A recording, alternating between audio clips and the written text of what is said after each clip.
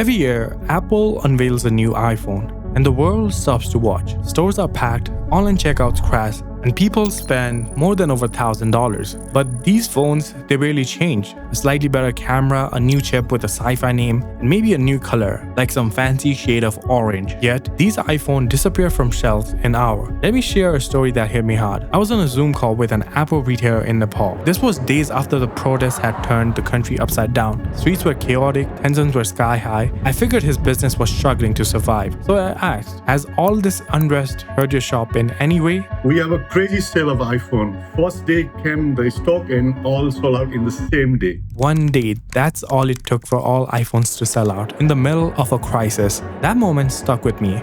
How does Apple pull this off? How do they sell millions of phones with such tiny changes? Is it their marketing crafting a story we can't resist? Or is it their brand, a symbol status and trust? Or is it us, our habits, our desires, our needs to stay connected?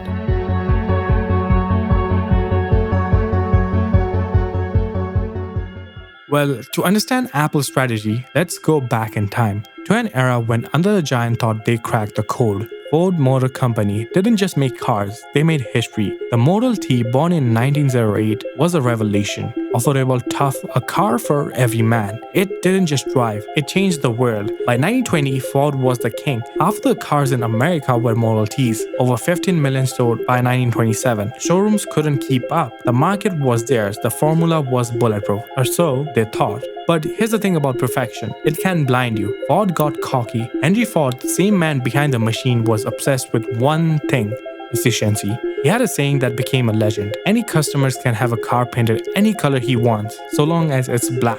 Black because it dried faster, cost less, and kept the assembly line humming. For years, it worked. People didn't care about colors, they wanted wheels. By 1921, Ford owned 55% of the US car market. Untouchable. Then came General Motors, and they saw what Ford was missing. People weren't just buying cars anymore, they were buying dreams.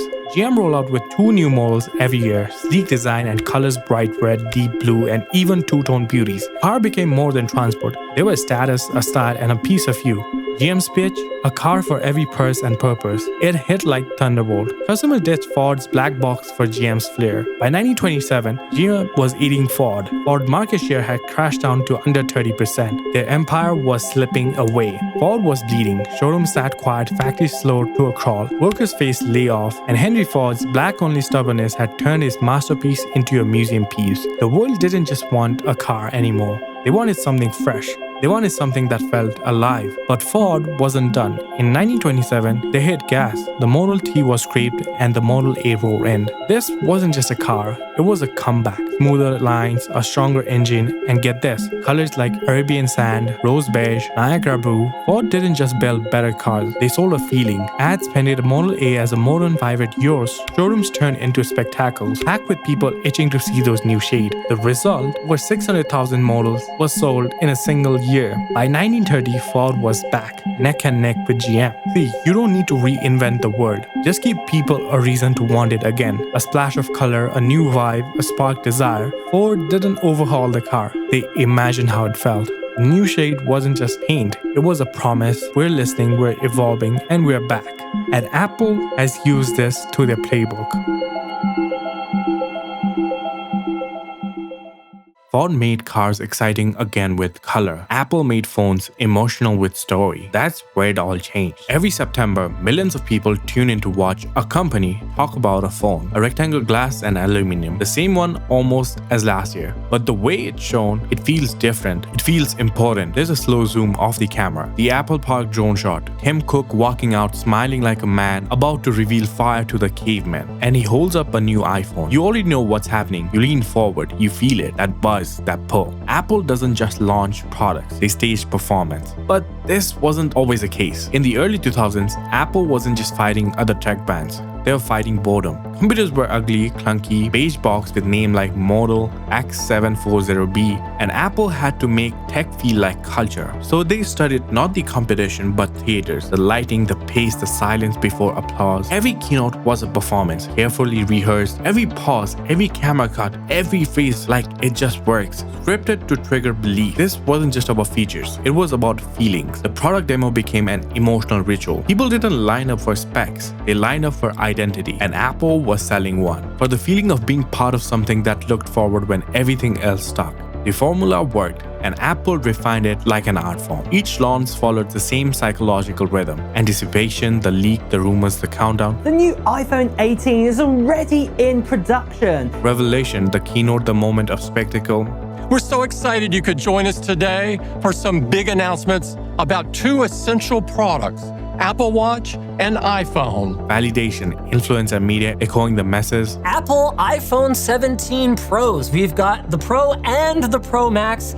And it's like Apple is trying to get me to switch to an iPhone. They even did one in my color. Participation, the pre-orders, the unboxing video, and the dopamine rush. In India, Apple stores opened their doors at 8 a.m. local time sharp.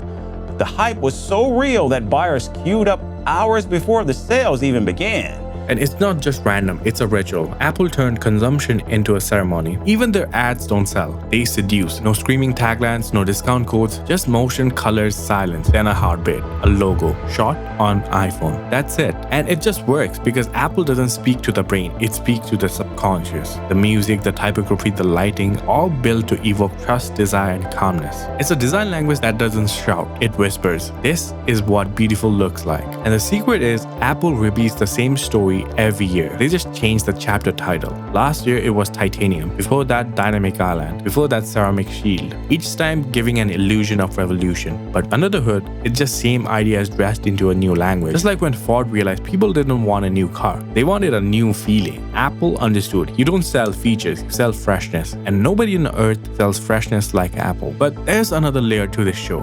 One that most people never think about. Every time you watch that keynote, every time you feel that pull to upgrade, Apple is conditioning you, not just to buy, but to believe. You're not watching an event, you're watching reinforcement. A spectacle designed to remind you that Apple is still the future, even when the future hasn't really changed. And that's how they turn some ordinary phone into a yearly culture moment. Because Apple doesn't sell you a product, they sell you a moment. But the real magic doesn't happen on stage, it happens afterward. When the lights fade and you realize you're still holding the same phone, yet somehow you already won the next one. That's the thing about Apple. They don't convince you to stay. They just make leaving feel wrong. It's not a company anymore. It's an ecosystem. A perfectly sealed garden with no visible walls. But walls all the same. It starts small. You buy an iPhone because it feels good. It feels reliable. Then comes the MacBook. Then the AirPods. Then a watch that reminds you to breathe. Each pieces fit together like magic. Or at least that's how it feels. Your photo syncs, your notes appear everywhere, your call rings across everything. And soon you realize you're not using Apple. You're living inside it. But it's not magic. It's engineering. Not hardware, but of habit. Every seamless connection you love is a thread that ties you tighter. Try switching to Android. You lose iMessage group, your AirPods won't switch automatically, your Mac won't sync your photos. You feel disconnected. That's not a bug, that's the plan. Apple's true genius isn't innovation, it's invisible dependency. The more convenient your life becomes, the more trapped you are in their design. And Apple knows this. They don't just build devices, they build gravity. Every new product pulls you closer to the center of the universe. It's a perfect ecosystem, not because it's the most advanced, but because it's the most complete. They've been building a world where living feels like losing. Your messages, your music, your notes, your passwords, everything bounds together by a single Apple ID. That little email address, that's the new citizenship and the border control. AirDrop, FaceTime, iMessage, the things that make you feel seen. Because deep down, that's what it's really about. Not technology, not specs, not even luxury. It's about belonging. Apple has turned its products into symbols of identity, a quiet way of saying, I'm part of this world, I get it, I'm one of them. You see everywhere in the classroom, cafeterias, airports, the moment a green text bubble appears in a blue chat, the energy shifts. It's subtle, but it's real. They text you, green text bubble pops in. What the? Android.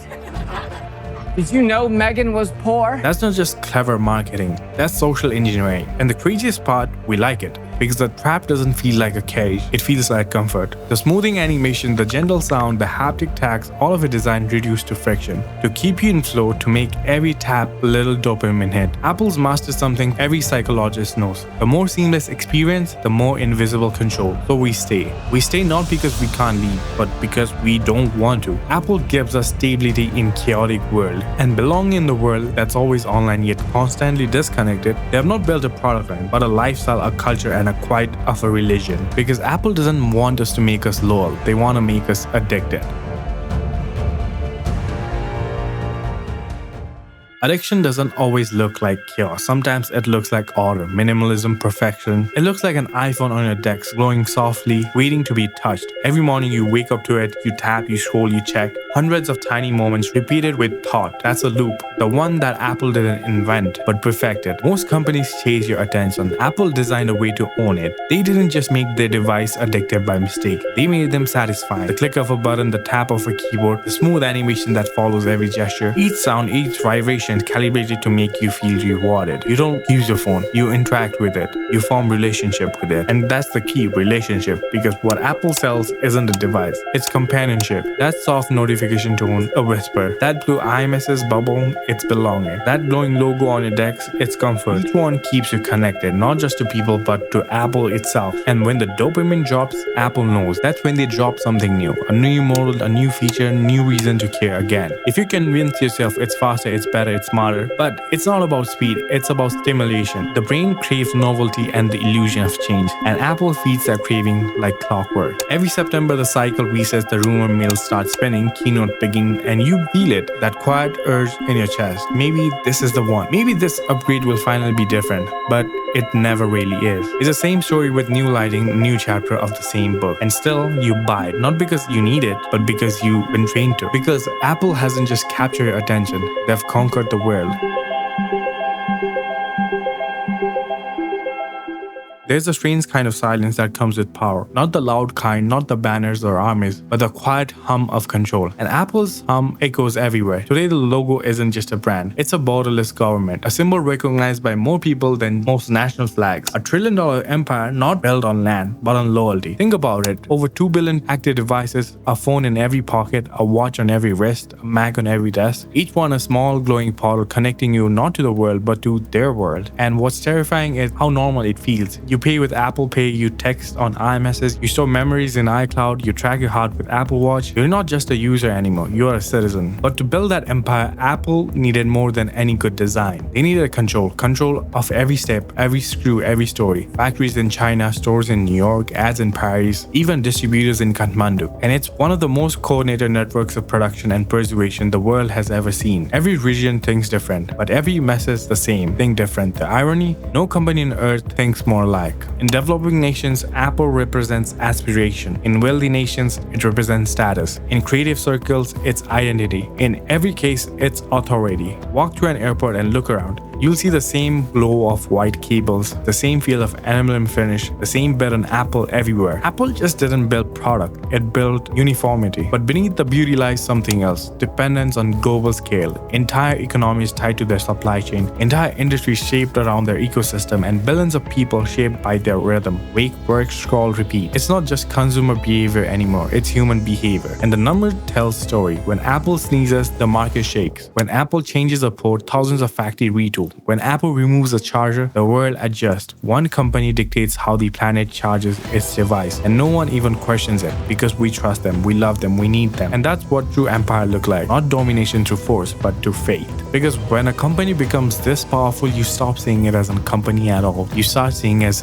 inevitable, like gravity, oxygen, something that's always gonna be there, and that always will be. And maybe that's why Apple no longer competes. It simply exists, and the rest of the world orbits around it.